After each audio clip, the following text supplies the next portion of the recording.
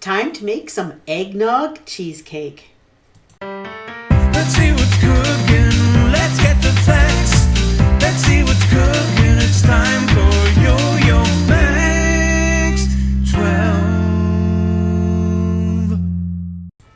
Hello everyone, first thing we're going to do is make the crust for this cheesecake. The original recipe wants you to use Gingersnap cookies.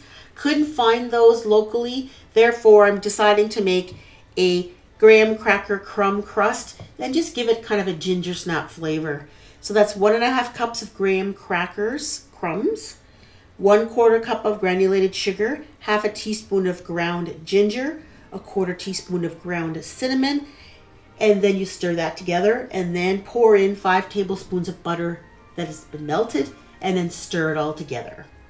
If you're interested in that Gingersnap crust, however, I will put the recipe for it in the description box below. Now you're going to put this crust into a 10-inch springform pan.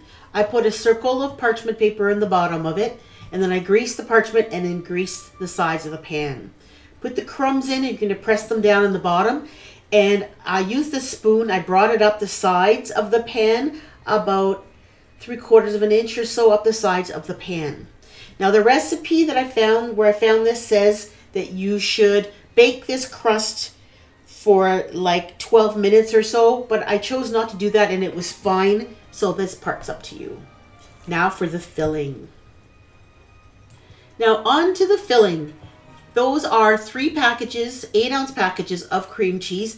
Make sure it's at room temperature because it'll blend up so much nicer. You don't want any lumps. Once you blend your cream cheese till it's smooth, add in 1 cup of white granulated sugar. Beat that together. Then add in 3 tablespoons of all-purpose flour. Once the flour is beaten in, add in 2 large eggs, lightly beaten.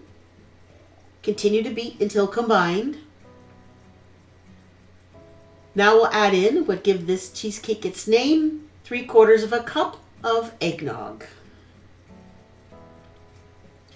And 1/4 teaspoon of ground nutmeg. And a teaspoon of rum extract. I really suggest that you use rum extract in this. It really gives it a nice flavor. And I don't show this part too often, but you should scrape down the sides of your bowl at least 2 or 3 times to make sure there are no clumps of cream cheese on the sides. So now you'll pour the batter into your pan, and this is going to go into a 300-degree Fahrenheit oven for about 55 minutes. Now after that amount of time, the edges will be set and the center will appear very, very jiggly, and the center will appear like it's not quite cooked enough. But that's how you want it. At that point, I shut my oven off, left it closed, and I just let the cheesecake sit in that oven off for an hour. Then I cracked the oven door open. I stuck a wooden spoon in there just to keep it cracked open, and I let it sit in there for another hour or so until all the heat from the oven was gone and it was virtually at room temperature. Then I put the cheesecake in the refrigerator to cool and chill overnight, or for at least several hours. And there it is. It's done. Look at it. No cracks on the top. It was a beautiful looking cheesecake when it was done. I sprinkled some nutmeg across the surface of it to decorate it. And then to further decorate, I added some whipped cream. I put it in a piping bag and just piped on some pretty little stars on the top. Now you can serve this cheesecake with, let's say, a caramel drizzle, or you want to make a bourbon sauce, and there is a nice bourbon sauce recipe on the website where I found this recipe. I'll provide a link in the description box. But to be honest, I found this cheesecake to be just fine on its own, and it didn't really need anything at all on top of it. The whipped cream was nice because it is like decorative and tasty, but this cheesecake is so creamy and so flavorful. You really can just eat it on its own without any addition to it at all. This is one of my, I'd say, top 5 cheesecakes that I've made on this channel. Absolutely delicious.